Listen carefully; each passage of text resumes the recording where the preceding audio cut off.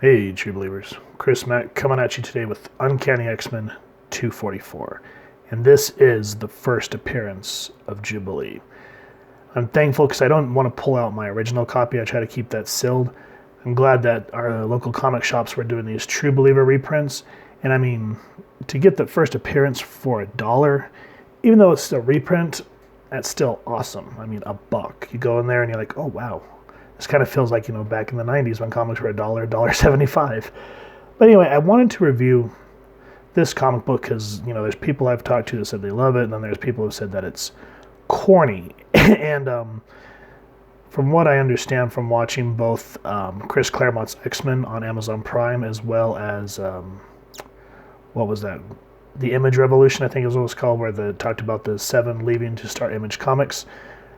Chris Claremont was still writing X-Men at this time, but Mark Silvestri was the penciler, and he was talking about in the Image Revolution how he was just getting bored with comics because it just felt like everything was sort of by the numbers.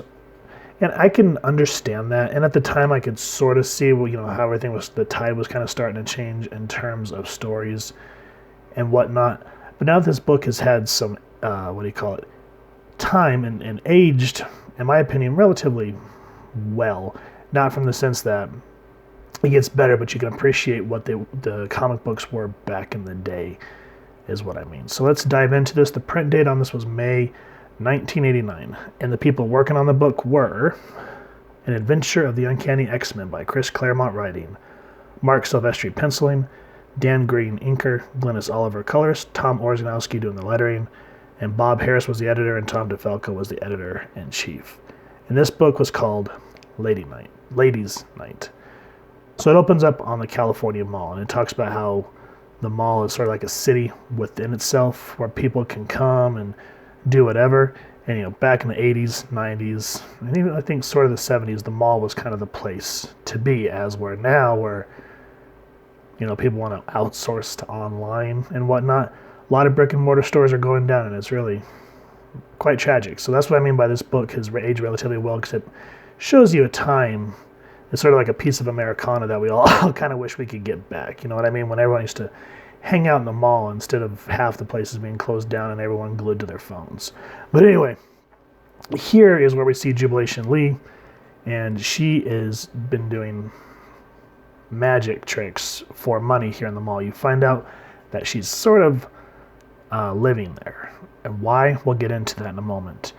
So the main arc of this book is her and these police people who, this guy really, they're just mall cops, which I don't remember mall cops ever packing. So I don't think it was a thing in Hollywood back in the day, because our mall security, I think the most they carried was a mace. Let me know if I'm wrong, but listen to this guy. He goes, "She's at it again. Lou, she's just a kid. She ain't doing no harm. When do you want to go making a federal case out of this? She's breaking the rules. Stuck-up little brat. Acts like she owns the place. See how loud she laughs? When we toss her in county juvenile, I want every man on her case now." So you're just kind of like, whoa, calm down there, Kojak. You know what I mean? But Jubilee's able to elude them. You find out through the dialogue, which I've always appreciated about Claremont, is the preparatory school that she did attend. She says, "When I used to attend," so you kind of start getting a little dialogue like that. But she was an ace gymnast, which, in the latter half of X-Men comics, I've never really seen her be acrobatic, so I kind of wish they would have explored that more. I think that would have made Jubilee a little more interesting. And I love this sign of the times where it shows the skaters of the mall knocking out the mall cops to help Jubilee escape, so it kind of shows the youth of that nation, the youth, oh my god, I'm thinking POD, Generation X here helping one another out. And then, because these mall cops can't catch her, they decide to go after the M Squad. And these guys, if y'all have ever watched Supernatural, they remind me of the Ghost Facers. Yeah, the Ghost Facers. Ghost Facers! But anyway, who the heck says that call now and get a free stray toaster? What the hell's a stray toaster? Can y'all let me know down in the comments? But that kind of made me laugh a little bit. Now, At this point in X-Men history, the X-Men are presumed dead after the fall of the Mutants event. They go through the Siege Perilous, and they start living in the Australian outback. It's, what's her name? Dazzler, Colossus, Wolverine, Storm, Psylocke, and Rogue, I think. And then Havoc and Madeline Pryor, I think, are the primary team. And there's this big explosion out of Rogue's room, and they're just like, what is going on? And everyone thinks it's a battle. And before we go any further to the part that made me laugh, Claremont, after big events, like, he had Fall of the Mutants, and then there was Inferno, and then there was all the stuff happening on Genosha, because this was before the extinction, but there was still, he introduced Genosha and what it was about, and there's a whole arc with Wolverine and Rogue, which leads into what I'm talking about. But after all that, he would always do a cool-down issue. A lot of the times, if it was regular X-Men, like at the Institute, they would be playing like softball or some sort of sport. But because at this point the mansion is destroyed, the X-Men are kind of scattered. Kitty and Nightcrawler are part of Excalibur. Wolverine's kind of doing his own thing in Madripoor, I believe. So he has to kind of do with what he's writing himself into. So anyway, everyone thinks it's an attack. Storm comes flying in. Dazzler has to use her photon powers to knock something out of the way, which Storm doesn't have enough time to dodge, which leads her crashing into Psylocke, Betsy Braddock's apartment. And I like there's just this big splash. And you just see Betsy just kind of... and Storm's just kind of like, Betsy, stuff like that I find funny because I care about these characters. But I can kind of see how Mark Silvestri kind of coming in after, John Byrne, Dave Cockrum, John Romita Jr., I think it was John Romita Jr., and all these other artists, and kind of coming into the latter half of X-Men where they're not as action-packed. I can sort of see how he's like, man, I wish I could be doing something else. Because he said he almost gave up his career in comics, but he's like, why would you walk away from the X-Men book? Because at this time, the X-Men books were selling like, I can't remember if they said it was like up in the millions, but this book would sell out constantly, and that's because everyone enjoyed Chris Claremont's stories, even though he does tend to get wordy. Now, what was interesting at this point with Rogue, the reason she's having a fit is after the events of Avengers Annual, where she absorbs all the powers of Carol Danvers and almost kills her. During this time, they eventually clear it up, but she's actually sharing part of Carol's psyche. So sometimes when Rogue goes to sleep or whatever, Carol will take over. And so Rogue is having a fit that Carol redecorated her entire apartment. And she did all this without even as much as a buy your leave. And so Rogue's really, really getting worked up. And Storm, being the leader, kind of gives her harsh truth. Rogue's still kind of the hot-headed one of the team at this time. But she's saying, be that as it may, that is what happened, meaning attacking Carol. For better or worse, for the rest of your lives, you are stuck with each other. And if that proves an inconvenience, then consider it fair punishment for a crime that was itself the next best thing to murder. And so she's ready to just bolt. She goes, I'm still the renegade runaway girl from the Brotherhood of Evil Mutants.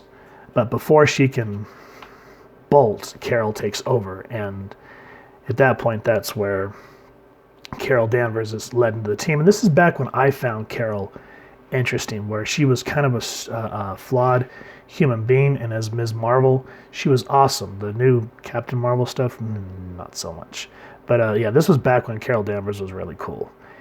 And I liked this idea where, she's like, how can me and Rogue have a balance or, like an understanding between each other when we don't like the same food and drink, we don't have the same taste in anything. And as you can see, it's causing problems. Now, at this point, as I just said, the X-Men the world thinks the X-Men are dead. But, they still use Gateway's teleportation to go across the globe and stop evil from happening, and that's how they were able to stop Inferno. So I think at this point Madeline Pryor is out of the picture, and I think Havoc is too. I'm not 100%. It's been a while, so I may be right, I may be wrong. Feel free to make fun of me down in the comments.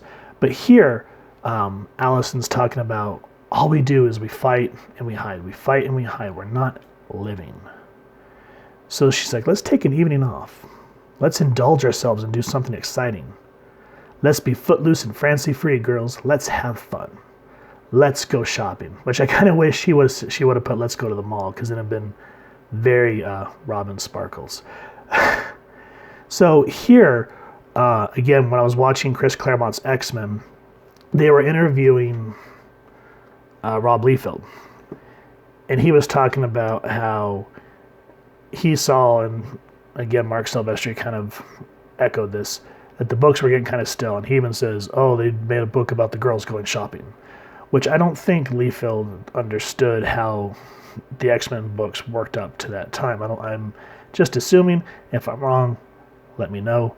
But for those of us that love the X books during this time, that's how it worked. And it was always a welcomed, a welcomed addition. And there's always that type of, comedy. So like that M Squad we were just talking about, the guy calls them, they roll up, and they're kind of had that very pretentious talk. They're like, doctor. And I'm like, you're not Doctor Who, shut up. It's very much akin to Ghostbusters. I mean, this is 89, the movie just came out, so of course you're going to kind of cash in on that. So before we even get into that, this is, I will admit, gets a little hokey. You know, Allison takes them for a haircut. Storm's like, why do we want to cut our hair? And she's like, so people will look at you. And she's like, why do I want people to look at me? They do it enough as it is. And so Dazzler's trying to teach them how to sort of be kind of girly girl and, show it off, strut their stuff. And they have like a dressing montage. So that part of the book was just sort of like, all right then. But there's some laughs in there, especially like when Psylocke kind of pushes the envelope and they're like, how rude. So the parts like that you sort of have to forgive. And again, it is a little corny because we get these guys talking about how they were in Manhattan and they decide to leave academia to go into the private sector, which does not sound like the conversation between Venkman and Stans and Ghostbusters. But they say this chick here, she's talking about how after New York, the equipment started acting like it was coming alive, which is again a reference to Inferno. And all the while, Jubilee is stalking the X-Girls, and she's like, they're so beautiful. They walk with this sense of pride, like they own the place, like they own the world. Maybe I can join. And she's like actually berating herself, which is like, why? Just go talk to them. Now, this part I don't believe is real. Again, if y'all live in California, let me know. But this mall has a ladies' club in it, as you can see. And it's sort of like, I could see a Hooters, but a ladies' club in a mall, a public mall. I think that's maybe pushing the envelope a little bit. But it's kind of funny because Allison does something that makes Storm get on stage. And again, it's sort of hokey. But everything starts to kind of tie back into the action in the M Squad when they attack Jubilee, because as their scanners, or as I always say, the PKE meters, Ghostbusters, finds this large entity of mutants. So they release this thing, and it looks like a lot of the stuff from Inferno. As you can see, it captures her. And then this is where all the action and the good stuff happens. And Allison's like, good God, can we just not have a night to ourselves? And I like that Betsy actually brings her back to reality. And she says something to the degree of, you want to know why we do this, why we risk our lives? This right here. Who's going to fight for children like this? Meaning Jubilee. And anyway, some things happen. The M Squad is somehow taken down. I don't want to spoil it. But this is how Jubilee decides to follow the X-Men back into the Australian outback, which is how she meets Wolverine in the, I can never remember the issue number. I think it's like 247 or something like that, where Wolverine's stuck to that X-Cross and Jubilee takes him down. This is how it all leads up to that. And that's a whole nother thing of action. And that's what I've always enjoyed about the Claremont era. Yes, again, he can get wordy, but it means something. And it's not just,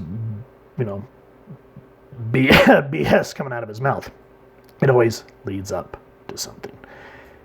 And that's why overall, Uncanny X-Men 244, minus some hokey parts with the dress and the shoe montage, actually still has some good points, because it talks about the M Squad being prejudice, and it still, I like how they make them kind of a goofy version of the Ghostbusters.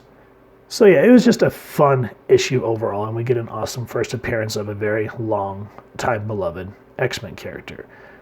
So that's what I think. I think it's a great book. I kind of feel, I could see how Silvestri and Liefeld were seeing how there needed to be fresh blood. I can understand that.